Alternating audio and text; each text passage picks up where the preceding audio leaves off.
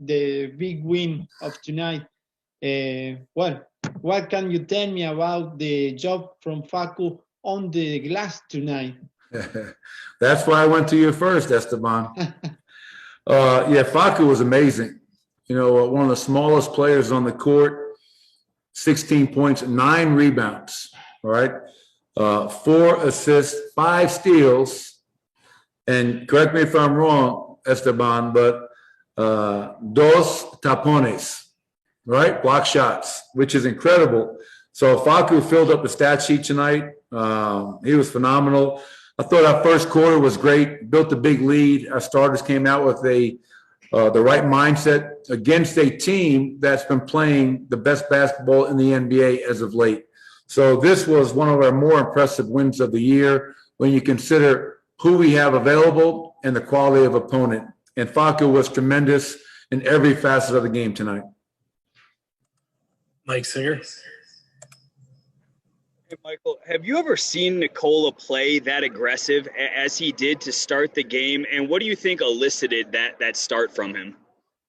Yeah, I mean, 24 points in the first quarter, but I've seen him be that aggressive before.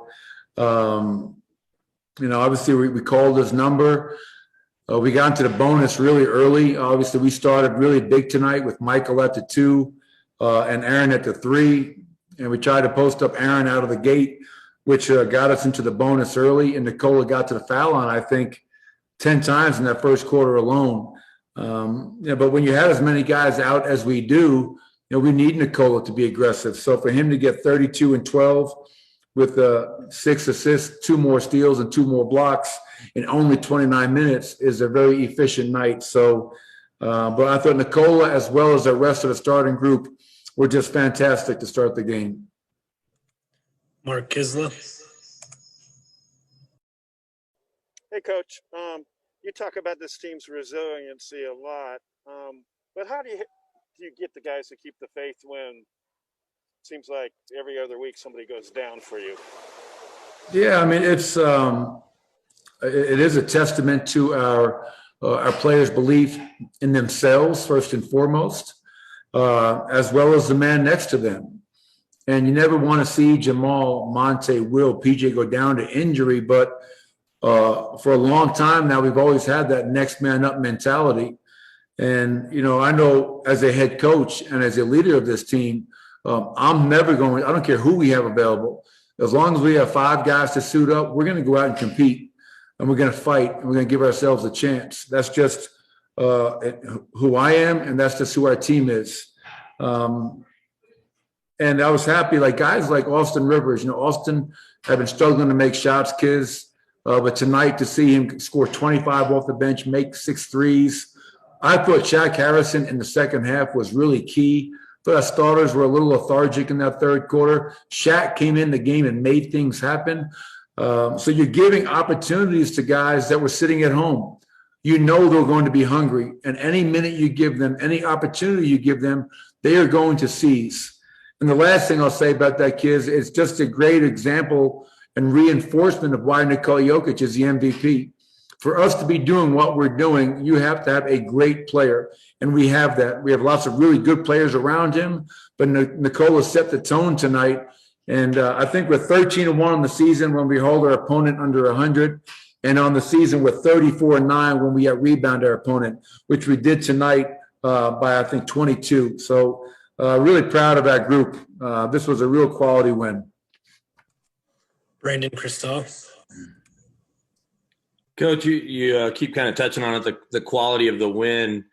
And I hope I'm not going to get just a cliche about it's tough to come by NBA wins. But for a guy that grew up in New York, you got your start there. You mentioned Thibodeau pregame. To beat him kind of in a style where you hold them under 100 and they shoot under 40. Is it a little extra special to beat the hometown like that? Yeah, I mean, you know, my mother and father are still back in New York. I still got family back in New York. So every win is special, right? I mean, I love winning. I hate to lose, and I love winning. So, but, you know, it's extra special because they've been the best team in the NBA for the last couple of weeks. And yes, you know, being a team that I followed when I was young, a team that I broke into the NBA with, you know, it's always nice to beat that team. But If we beat Utah, that'll be nice as well. I really don't care, man. I just like to win. Joel Rush. Hey, Coach. Congrats on the win. Thinking about the topic of resiliency, you know, going back to the game where you guys had 7 players against Utah, I kind of think of Torrey Craig, or the 3-and-1 rebounds in the playoffs. Kind of think of Jamal Murray. Like, what is it about the Nuggets culture that allows you to keep being resilient no matter who you've got available to you? Like, that just seems to persist no matter who the personnel is on your team. Yeah, well, I think there are a couple of common denominators. You know, Nicole is a common denominator. Every time we have faced adversity, you mentioned the magnificent 7 game in Utah, down 3-1 twice last year in the playoffs, facing elimination in 6 straight games. I think it's important for me and my job to make sure I'm not panicking, staying the course, instilling confidence in our players, while also coaching and holding accountable.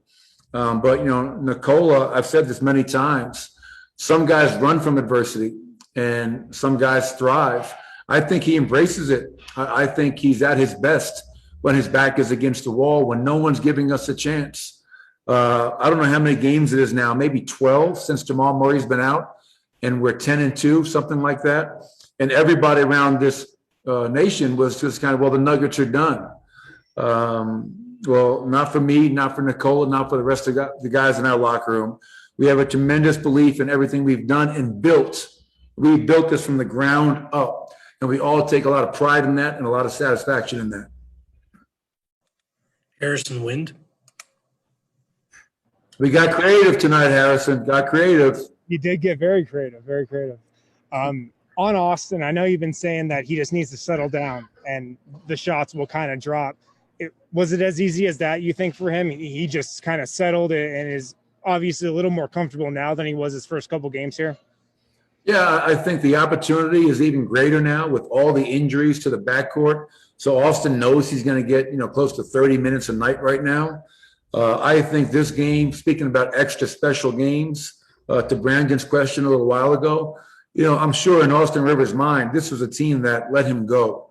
And I'm sure that he's taken a lot more satisfaction with helping us the way he did tonight off the bench.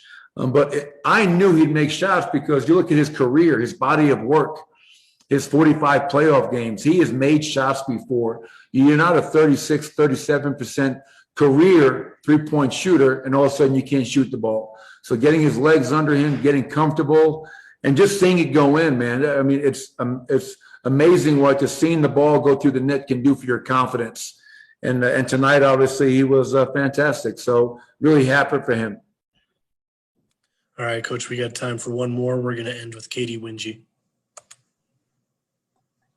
Coach, how much fun is Facu Campazzo to coach? He is a lot of fun, sometimes infuriating. But the one thing you know about Facu every night, and I've said this all season long, whether he's playing 10 minutes or he's playing 32 minutes, that guy is going to leave a piece of himself out there. That's all he knows. He competes at the highest level. He's trying to make plays for his teammates. He's disruptive. I thought his defense on the ball tonight, steals, deflections, was just impressive. And for the smallest guy in the court to have 9 rebounds, you know, we always talk about not judging a book by its cover. Well, Facu was a living example of that. That guy plays so much bigger than he is, and he's got tremendous confidence, and he has a respect of every single teammate, and that's why we all love him so much.